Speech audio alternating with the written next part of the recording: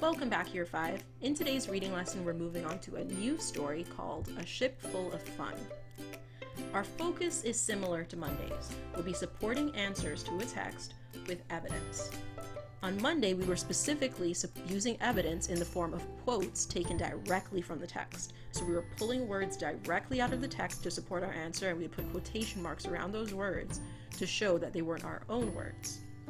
Now, the reason we did that lesson is because you all were already starting to kind of use that skill. You just weren't using the quotation marks properly. So you were already using words directly out of the text to support your answer. But it's important that when you do that, you put the quotation marks around those words. However, I noticed in your independent work that some of you were not using quotes at all. You were referring to the text, but you never actually quoted it. You didn't use specific words from it. Now, the thing is that when you're responding to a text and using evidence, either of those ways is fine. You can use quotes or you can put it in your own words. But it's important to be able to do both of those things. So if you weren't using quotation marks, I probably sent you back to go do that properly. Today, though, our learning intention is a little bit broader to allow you to pick which one you prefer. You're either going to use quotes or references to specific parts of a text to support your answers. So you have the choice. You can use those quotation marks and lift words directly from the text, or you can just put it into your own words and show your understanding. Now let me show you examples of what answers look like when you do that. All right, so I've taken one of the questions from yesterday's assignment, the third one, I think. Why was the jester able to get away with giving the emperor an elephant trunk? I've written out two different answers to this question. One of them uses a quote, words taken directly out of the text, and the other one simply uses evidence from the text without quoting from the text. It just refers to the text. Let me read you the blue one first. According to the text, the emperor was really determined not to look a fool, so pretended he liked the elephant nose. Since he pretended to like it, everyone else went along with him and the jester got away with it. So in that answer, what did I do?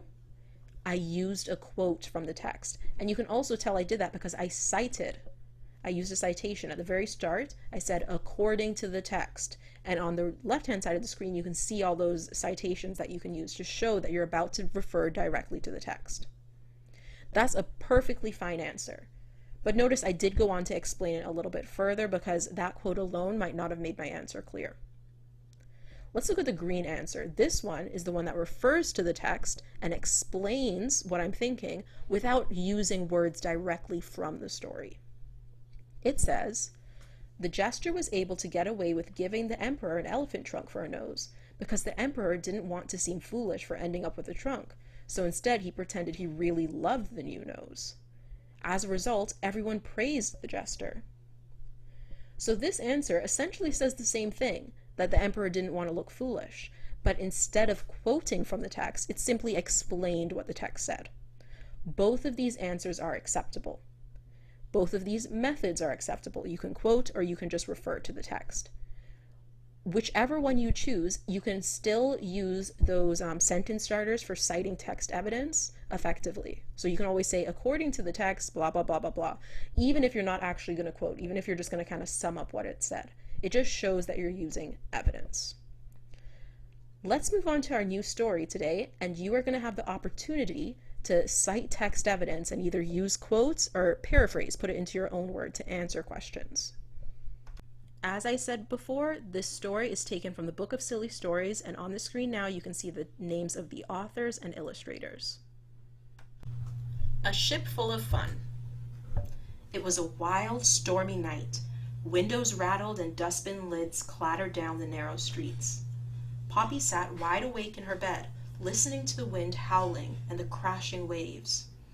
She wondered about the poor seagulls. Where would they go on a night like this? Suddenly, her room was filled with a bright orange light. A flare! Something was happening at sea. Poppy woke her father and they rushed down to the beach, pulling on their coats. People were appearing from everywhere, and there was an air of anticipation as they all gathered on the beach. Poppy had the feeling it would be an eventful night. Now, before we go any further, let's just get a feel for the setting here. So it's a stormy night, and by the illustration, it looks like it's a small town on the coast of the sea. A flare, do you know what that is? Well, if you're familiar with boats and emergency equipment, a flare is kind of like, it comes in like a little gun, but you can't shoot it at somebody. You just shoot it straight up into the air, and it sends out this bright light. And anyone who sees it knows that whoever shot it off needs help. So clearly, everyone in this town is quite helpful. They saw this flare, it seems like in the middle of a stormy night, and they all left their houses just to go help. So let's see what happens. Out on the raging sea, Captain Thomas clung to the bow of his lurching ship and shot another flare into the sky. As it lit up the stormy sky, he could see in the orange glow the townspeople gathered on the beach. He was relieved to see the lifeboat being hauled down the slipway and into the crashing waves. He was all alone on his stricken ship, and it was heading for the rocks. But the lifeboat was coming, bobbing steadfastly towards him. Captain Thomas jumped into the foaming water and swam towards the lifeboat. He went under for a second and came up spluttering and coughing.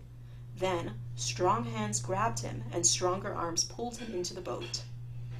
Thank you, he gasped. The boat turned and took him to the shore. There was a horrible crunching sound as his ship hit the rocks. Then it rolled onto its side. In the morning, Poppy went down to the beach to look at the ship. The sea was calm now, but the ship was wrecked. Let's just pause there for a moment. So it seems Captain Thomas was very lucky. He jumped off of his ship just in time and got into that lifeboat. If he was still on the ship when it had hit the rocks, he might not have survived. Let's keep going. It, that's the ship, was stuck on the rocks, and there was a gaping hole in its side. Captain Thomas was there with a flotilla of lifeboats, unloading his cargo. When the wooden cases were safely on the beach, everyone gathered around to see what they contained. It was a most unusual cargo. Giant metal springs, large plastic fish, oversized trousers, and hundreds of red ping-pong balls. I'll never get another ship now, sobbed Captain Thomas. This is the third one I've lost. He stood on one of the cases and addressed the townspeople. Thank you for saving my life, he said. As a small token of my gratitude, I'd like you to keep this cargo. Cautiously, uncertainly, the townspeople unloaded the cases and walked home with armfuls of springs, fish, trousers, and little red balls. They weren't sure what they were going to do with them, but it was very generous of the captain nonetheless. That night, Poppy cut a hole in one of the little red balls and stuck it on her nose. What do you think? She asked her father. It looks silly, he said. A week passed, and then one morning everyone woke to hear someone shouting and knocking on doors, trying to rouse them. It was Captain Thomas, and he looked very agitated. Customs officials are coming, he told them all. They think you've stolen my cargo. But you gave it to us, said someone. I know, said the captain, but I shouldn't have, and now you may get into trouble. What shall we do? Asked everyone. Unpack everything, said the captain, and pretend it belonged to you already. But what are we going to do with a load of great big springs and plastic fish? Asked Poppy's father. I'm sure you'll think of something, said the worried captain. The following day, just as the captain had warned, two stern-looking men in dark suits arrived. They parked their car in the main square and looked around suspiciously. Kinda seems like Captain Thomas brought trouble to town. Let's see what happens next. Here we are, then, said the taller of the two men. Pomberton, a small town which is noted for its fishing industry and for its long history of smuggling. Smuggling means stealing. What are we looking for? Said the smaller man. I've absolutely no idea, said the first. The call didn't say, but whatever the cargo is, there'll be lots of it, and it's probably stashed away in big boxes somewhere. Let's have a nose around. The two men in dark suits walked on down the street. It was a hot, sunny day. Two small children with red ping-pong balls on their noses ran past. One of the men laughed. Kids, eh? They went into a shop. The shopkeeper also had a red ball on his nose, and when he walked his feet made a peculiar slapping sound. "Good morning," he said, trying to sound natural, although his red nose made it hard to breathe. "How can I help you, gentlemen?" "Customs officials," said the tall man, waving his badge in the man's face. "We'd like to have a look around, if you don't mind."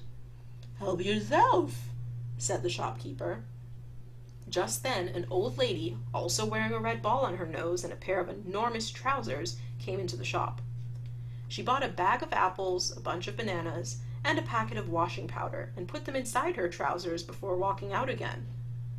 The two men looked at each other and raised their eyebrows. As they walked into the storeroom at the back of the shop, one of them glanced down at the shopkeeper's feet. He was wearing two large plastic fish. "Unusual shoes," said the short man. "Oh, very comfortable," said the shopkeeper. "Just right for this hot weather." The customs officials found nothing suspicious in the shop and continued down the street.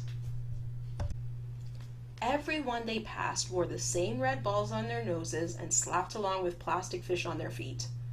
Shoppers came and went with their purchases stuffed into their extraordinarily large trousers. The tall man could hold back his curiosity no longer. He stopped Poppy's father and asked him why everyone was wearing red balls on their noses. "Is it for charity?" he asked. "Oh no," said Poppy's father, removing his nose to speak. "It's the smell of the fish. Can't stand it. None of us can." "I can't smell any fish," said the tall man. "Can't you?" said Poppy's father. "You had better get your nose checked by the doctor."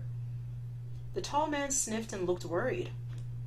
After searching the shops, the customs officials began a house-to-house search. They started with Poppy's house, where Poppy was outside in the garden picking apples. She wore a red ball on her nose, of course, and a big baggy pair of trousers. But she also had a giant spring attached to her feet, and she was using this to bounce up to the branches of the apple tree. At every bounce she picked an apple and stuffed it into her trousers. Then she bounced again. The two men in dark suits looked at each other, and scratching their heads, walked off. They continued their search for the stolen cargo. In one house they found a man bouncing up to the ceiling so that he could change a light bulb.